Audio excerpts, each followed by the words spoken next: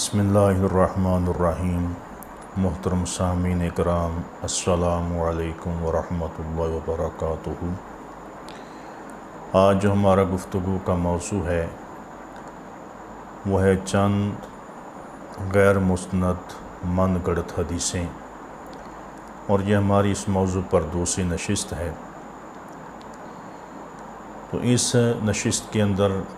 ہم وہ روایات جو بیان تو کی جاتی ہیں لیکن ان کی کوئی سند موجود نہیں ہے، محدثین کرام نے ان کو موضوع من گڑت قرار دیا ہے، ان کا بیان کریں گے۔ یا بعض وہ اقوال جو صالحین کے ہیں، بزرگان دین کے ہیں، تو ان کے قول کی نسبت جو ہے وہ نبی کریم صلی اللہ علیہ وسلم کی طرف کی گئی ہے۔ تو آج کی نشست میں ہم یہی بیان کریں گے۔ سب سے پہلے جو حدیث مبارکہ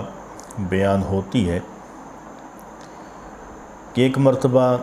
نبی کریم صلی اللہ علیہ وسلم کی بارگاہ میں حضرت جبریل علیہ السلام حاضر ہوئے، تو آقا علیہ الصلوۃ والسلام نے فرمایا کہ اے جبریل، تم وحی کہاں سے لے کر آتے ہو؟ تو حضرت جبریل علیہ السلام نے عرض کی، یا رسول اللہ صلی اللہ علیہ وسلم، کہ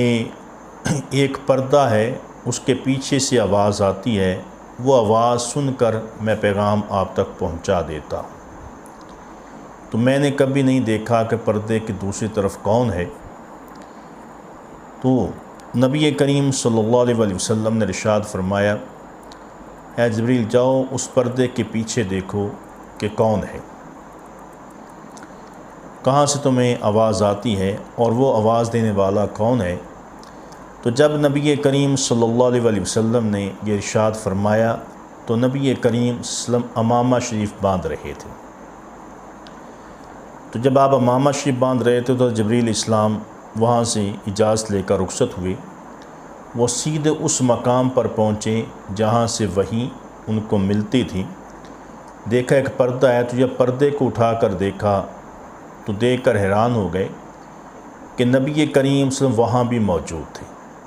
اور جس طرح آپ زمین پر امامہ شریف باندھ رہے ہیں اس طرح آپ وہاں بھی امامہ شریف باندھ رہے تھے۔ تو حضرت جبریل علیہ السلام فوراً نیچے آئے، نیچے دیکھا، پھر اوپر گئے، پھر نیچے آئے، پھر اوپر دیکھے۔ 2 یا 3 مرتبہ آپ نے ایسا ہی کیا، جیسے حضور زمین پر امامہ شریف باندھ رہے ہیں تو ویسے ہی وہاں امامہ شریف باندھ رہے ہیں۔ تو حضرت جبریل علیہ السلام حیران ہو کر آقا علیہ السلام کی بارگاہ میں حاضر ہوئے، عرض کی، یا رسول اللہ صلی اللہ علیہ وسلم، یہاں بھی آپ ہیں، وہاں بھی آپ ہیں، مجھے نہیں معلوم کہ نبی کون ہے اور خدا کون ہے، کہ یہاں بھی آپ وہاں بھی آپ ہیں۔ تو یہ حدیث مبارکہ جو ہے یہ موضوع روایت ہے، من گڑت ہے، اس کی کوئی سند نہیں، اس کی کوئی اصل نہیں، اور احادیث مبارکہ کسی بھی کتاب کے اندر یہ حدیث مبارکہ موجود نہیں ہے۔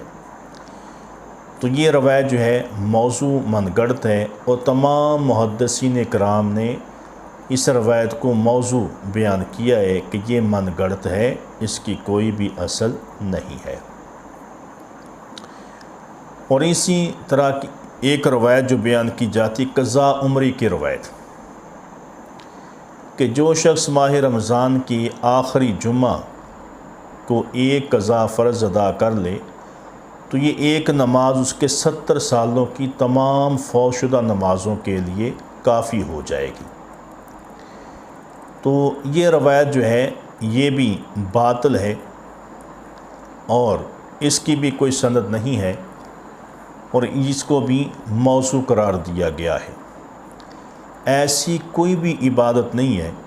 ایسی کوئی بھی نماز نہیں ہے جو آپ کی زندگی کی قضا نمازوں کا کفارہ بن جائے۔ جو ہماری قضا نمازیں ہیں، قضا ہو چکی ہیں، وہ ہمیں ادا کرنے سے ہی ادا ہوں گی۔ اگر ہم کہیں کہ اس کے کفارے کے اندر کوئی ایسا عمل کر لیں کہ یہ ادا ہو جائیں، تو قضا نمازیں ایسے ادا نہیں ہوں گی۔ آپ اس روایت کے بارے میں مشہور محدث ملا علی قاری رحمۃ اللہ تعالی علیہ فرماتے ہیں کہ ھذا باطل قطعا، کہ یہ روایت جو ہے قطعی طور پر باطل ہے۔ اور انہوں نے اپنی کتاب المصنوع فی معرفت الحدیث الموضوع اور صفحہ نمبر 191 پر یہ بیان کیا ہے کہ یہ روایت جو ہے یہ قطعی طور پر باطل ہے، اس کی کوئی سند نہیں ہے، یہ موضوع ہے۔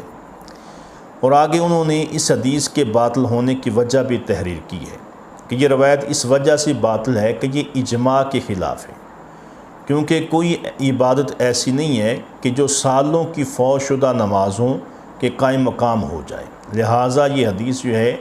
یہ موضوع ہے اور من گڑت ہے، اس کو بیان نہ کیا جائے۔ اور پھر ایک روایت جو ہے اور بیان ہوتی ہے کہ جس کا وضو ٹوٹ جائے پھر وہ وضو نہ کرے تو اس نے ظلم کیا، اور جو وضو کر لے لیکن وضو کی 2 رکعت نماز نہ پڑھے تو اس نے بھی ظلم کیا۔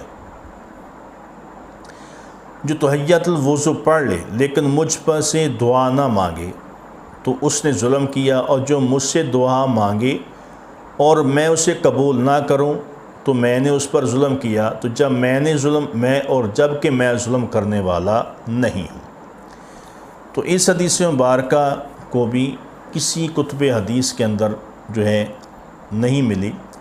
اور محدثین اکرام نے اس کو موضوع من گڑت روایت جو ہے وہ قرار دیا ہے۔ اور کشف الخفاء کے اندر جلد 4 صفحہ 261 پر یہ موجود ہے کہ علامہ عجلونی نے اس روایت کو موضوع قرار دیا ہے کہ یہ من گڑت موضوع روایت ہے، اس کی حدیث مبارکہ میں کوئی بھی اصل نہیں ہے۔ اور پھر آگے جو حدیث مبارکہ ایک اور بیان ہوتی ہے کہ بے نمازی کی نحوست کے بارے میں، اور یہ روایت مشہور ہے کہ ایک صحابی نبی کریم صلی اللہ علیہ وسلم کی بارگاہ میں حاضر ہوئے تو عرض کی، یا رسول اللہ سے میرے گھر میں بہت بے برکتی ہے۔ تو آپ صلی اللہ علیہ وسلم نے اس صحابی سے فرمایا کہ اپنے گھر پر پردہ لٹکا دو۔ تو اس صحابی نے دروازے کے آگے جو پردہ لٹکا دیا۔ کچھ دن گزرے، وہ صحابی پھر حاضر عرض کیا، یا رسول اللہ صلی اللہ علیہ وسلم میرے گھر کی بے برکتی ختم ہو گئی ہے۔ آپ نے فرمایا کہ اس راستے سے ایک بے نمازی گزرتا تھا اور تمہارے گھر پر پردہ نہیں تھا، تو اس کی نظر تمہارے دروازے سے اندر چلی گئی، جس کی وجہ تمہارے گھر میں بے برکتی تھی۔ اب پردے کی وجہ سے اس کی نظر تمہارے گھر کے اندر پڑنے سے رک گئی ہے، اس سے وہ بے برکتی ختم ہو گئی ہے۔ تو یہ روایت بھی کسی حدیث کی کتاب کے اندر موجود نہیں ہے، اور اس کو محدثین اکرام نے خود ساختہ موضوع من گڑت جو ہے قرار دیا ہے، اس لیے کہ اس مبارک اور پاکیزہ زمانے میں اس قسم کے بے نمازی کا کوئی تصور نہیں تھا۔ چنانچہ حضرت عبداللہ بن مسعود رضی اللہ تعالیٰ عنہ روایت کرتے ہیں کہ ہم تو اپنا حال یہ دیکھتے تھے کہ جو شخص کھلم کھلا منافق ہوتا تو وہ جماعت کی نماز سے رہ جاتا، ورنہ کسی کو جماعت چھوڑنے کی ہمت بھی نہ ہوتی تھی کہ صحابہ اکرام جیسی اذان کی آواز کو سنتے فوراً مسجد کی طرف چل دیتے تھے۔ لہٰذا ایسی روایات سے جو ہے پرہیز کرنا چاہیے کہ جن کی کوئی اصل نہیں ہے، سند نہیں ہے، جو من گڑت ہیں اور موضوع روایات ہیں۔ اور اسی طرح ایک روایت جو بیان ہوتی ہے جس میں ذکر ہوتا ہے کہ جس کے 2 دن برابر ہو جائیں تو وہ انسان خسارے کے اندر ہے، نقصان کے اندر ہے، یعنی کہ نیک عملوں میں 2 دن تمہارے برابر نہیں ہونے چاہیے، جو اگلا دن ہے وہ پچھلے سے تمہارا اچھا ہونا چاہیے۔ اب اس کے بارے میں جو ہے محدثین کرام فرماتے ہیں کہ نبی کریم صلی اللہ علیہ وسلم سے یہ روایت نہیں ہے اور نہ یہ حدیث ہے، وہ فرماتے ہیں بلکہ یہ ایک بزرگ کا خواب ہے جن کا نام حضرت عبدالعزیز بن ابی رواد مکی ہے، ان کا خواب ہے جو انہوں نے اپنا خواب بیان کیا ہے، اور بعد میں بیان کرنے والوں نے اس کی نسبت نبی کریم صلی اللہ علیہ وسلم کی طرف کر کے حدیث کا درجہ دے دیا ہے، اور وہ اس بات کو اور آپ سے ان کو اس بات کی وصیت کی تھی۔ چنانچہ علامہ سبکی اس روایت کے بارے میں لکھتے ہیں کہ یہ حضرت عبدالعزیز بن ابی رواد کا خواب ہے کہ انہوں نے خواب میں نبی اکرم صلی اللہ علیہ وسلم کو دیکھا کہ انہوں نے آپ صلی اللہ علیہ وسلم سے کوئی نصیحت کرنے کی درخواست کی، تو آپ صلی اللہ علیہ وسلم نے ان کو یہ نصیحت فرمائی کہ تمہارے 2 دن برابر نہیں ہونے چاہیے۔ تو محدثین کرام جن میں حضرت ملا علی قاری، حافظ زین الدین عراقی، علامہ کاوکجی نے بھی اس روایت کو حدیث کی بجائے حضرت عبدالعزیز بن رواد کا خواب قرار دیا ہے۔ تو حضرت عبدالعزیز بن ابی رواد اگرچہ مورخین کی نزدیک بڑے عابد، زاہد، صالح اور صاحب ورع و تقوی بزرگ تھے، تاہم ان صفات سے متصف ہونے کے باوجود محض خواب میں آپ سے کوئی بات سن کر اس کو حدیث کا درجہ دینا یہ جائز نہیں ہے، اور اسی لیے شیخ عبدالفتاح ابو غدا اس حدیث کی تحقیق کرتے ہوئے لکھتے ہیں، یعنی اہل علم کے نزدیک یہ امر طے شدہ ہے کہ حضور صلی اللہ علیہ وسلم کی خواب میں زیارت کر لینے سے کوئی شرعی حکم ثابت نہیں ہوتا۔ تو خواب میں آپ صلی اللہ علیہ وسلم اگر کوئی بات ارشاد فرما دیں تو اس کو حدیث بطریق اولا نہیں کہا جا سکتا، لہٰذا اس روایت کو بطور حدیث بیان نہ کیا جائے، بلکہ یہ بیان کیا جائے کہ یہ حضرت عبدالعزیز بن رواد ان کا قول ہے، ان کو نصیحت ہے، یہ ان کو حضور نے نصیحت فرمائی تھی کہ تمہارے 2 دن جو ہیں وہ برابر نہیں ہونے چاہیے، تمہارا اگلا دن پچھلے سے بہتر ہونا چاہیے۔ اور اسی طرح جو ہے ایک حدیث مبارکہ بیان ہوتی ہے الدنیا مزرعۃ الآخرہ، کہ دنیا جو ہے یہ آخرت کی کھیتی ہے۔ یہ حدیث بھی نبی کریم صلی اللہ علیہ وسلم سے ثابت نہیں ہے، اس کی سند بھی جو ہے وہ حضور تک نہیں پہنچتی، یہ بھی موضوع روایت ہے۔ اور علامہ سخاوی رحمۃ اللہ علیہ اس حدیث پر بحث کرتے ہوئے لکھتے ہیں لم اقف علیہ، کہ یہ حدیث مبارکہ جو ہے یہ موضوع روایت ہے، من گڑت ہے۔ اس طرح امام زرقانی اس حدیث کے بارے میں فرماتے ہیں کہ لا عارفہ، کہ میں اس کی سند کے بارے میں نہیں جانتا، کہ اس کی سند معلوم نہیں ہے۔ اور اسی طرح دیگر محدثین اکرام حضرت ملا علی قاری نے اپنی کتاب میں موضوع روایات میں اس کو ذکر کیا کہ یہ موضوع روایت ہے، اس کی سند جو ہے وہ نبی کریم صلی اللہ علیہ وسلم تک نہیں پہنچتی۔ اور آگے ایک اور روایت جو بیان کی جاتی ہے کہ حب الوطنی من الایمان، کہ وطن کی جو محبت ہے یہ ایمان کی علامت ہے، یا ایمان کا حصہ ہے، یا وطن کی محبت ایمان ہے۔ اس روایت کے بارے میں علامہ سخاوی، امام جلال الدین سیوطی اور علامہ زرکشی لکھتے ہیں کہ ہمیں یہ حدیث معلوم نہیں، اگرچہ اوراق میں تفصیل سے یہ بحث گزر چکی ہے، اور فرمایا کہ نہ اس کی سند نبی کریم صلی اللہ علیہ وسلم تک پہنچتی ہے، نہ کسی حدیث کی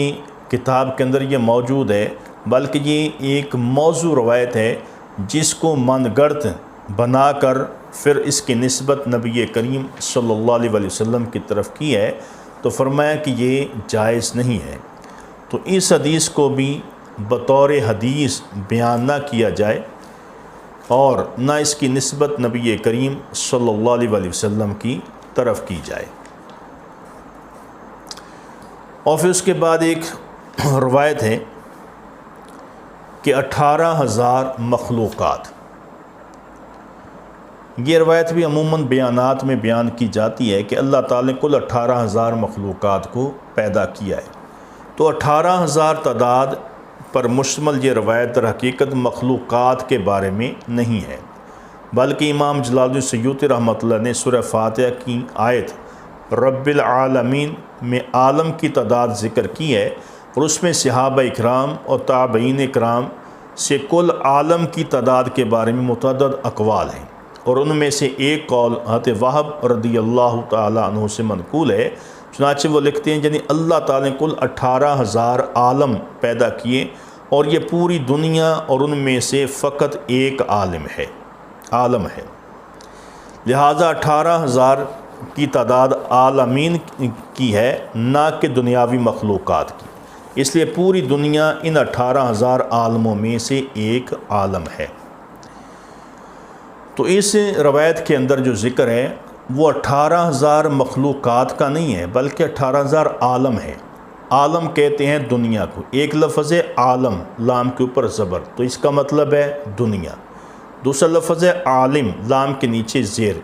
اس کا معنی ہے علم والا، جاننے والا۔ تو عالم دین کو ہم عالم کہتے ہیں، تو وہ علم جاننے والا ہوتا ہے، علم والے کو ہم عالم کہتے ہیں۔ تو یہاں عالم لفظ ہے کہ عالم سے مراد ہوتا ہے دنیا، جہان۔ تو یہاں 18,000 مخلوقات کا ذکر نہیں ہے، جس طرح کہ عام روایت بیان کیا جاتا ہے کہ اللہ تعالیٰ نے کل 18,000 مخلوقات پیدا کی ہیں۔ تو یہ تعداد جو ہے یہ عالم کے بارے میں ہے کہ کل 18,000 عالم اللہ تعالیٰ نے پیدا فرمائے ہیں، اور یہ دنیا جو ہے ان 18,000 میں سے ایک عالم ہے۔ اس کے علاوہ ابن عباس رضی اللہ تعالیٰ عنہ سے 70,000 عالم بھی روایت منقول ہے۔ حضرت ابو سعید خدری سے 40,000 عالم کی روایت ہے۔ حضرت سعید بن مسیب سے 1,000 عالم کی روایت منقول ہے۔ لہٰذا مخلوقات کی تعداد 18,000 بیان کرنا یہ درست نہیں ہے۔ 18,000 مخلوقات نہیں ہیں، بلکہ 18,000 عالم ہیں۔ مخلوقات کتنی اللہ تعالیٰ نے پیدا کی ہیں یہ اللہ جانے، یا اللہ کا نبی صلی اللہ علیہ وسلم جانے۔ اور پھر ایک روایت اور بیان کی جاتی ہے کہ ایک گھڑی کا غور و فکر جو ہے یہ 60 سال کی عبادت سے افضل ہے۔ ہمارے ہاں یہ روایت عموماً اس طرح بیان کی جاتی ہے کہ اللہ تعالیٰ کے دین کے لیے سوچنا کہ میری زندگی میں وہ سارے عالم کے انسانوں کی زندگی میں کیسے دین آ جائے، اس فکر کے لیے ایک گھڑی سوچنا 60 یا 70 سال کی عبادت سے افضل ہے۔ اس روایت کو علامہ عجلونی حضرت ملا علی قاری نے بے بنیاد قرار دیا ہے کہ اس کی کوئی سند نہیں ہے، یہ موضوع اور من گھڑت روایت ہے۔ حضرت ملا علی قاری رحمۃ اللہ لکھتے ہیں کہ یہ قول دراصل حدیث نہیں بلکہ مشہور بزرگ حضرت سر سختی رحمۃ اللہ یہ ان کا قول ہے، یہ ان کا کلام ہے۔ یہاں پر یہ وضاحت ضروری ہے کہ حضرت شیخ سری سختی رحمۃ اللہ علیہ نے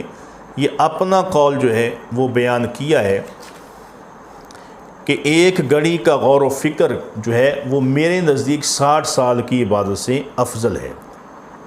تو اس کی نسبت ہم نبی کریم صلی اللہ علیہ وسلم کی طرف نہیں کر سکتے، یہ حدیث کے درجے میں نہیں ہے، بلکہ یہ آقا علیہ الصلوۃ والسلام کے ایک امتی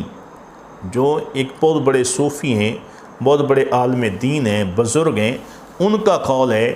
کہ دین کے اندر ایک گھڑی غور و فکر کرنا میرے نزدیک یہ 60 سال کی عبادت سے افضل ہے۔ لہذا یہ حدیث نہیں ہے بلکہ حضرت سری سختی رحمۃ اللہ تعالی علیہ یہ ان کا قول مبارک ہے جس کو بیان کیا گیا ہے۔ اور اسی طرح کی ایک اور روایت ہے جس کو بیان کیا جاتا ہے کہ حضرت عبد الرحمن بن عوف رضی اللہ تعالیٰ عنہ کا اہل مدینہ کی دعوت کرنا۔ یہ قصہ مشہور ہے کہ ایک مرتبہ عبد الرحمن بن عوف رضی اللہ عنہ نے تمام مدینے والوں کی دعوت کی، تمام لوگ ان کی دعوت میں شریک ہوئے۔ آپ صلی اللہ علیہ وسلم نے ایک صحابی کو مسجد نبوی میں سوچ و بچار میں مصروف دیکھا، تو آپ صلی اللہ علیہ وسلم نے اس صحابی سے پوچھا تم کیوں عبد الرحمن کی دعوت میں شریک نہیں ہوئے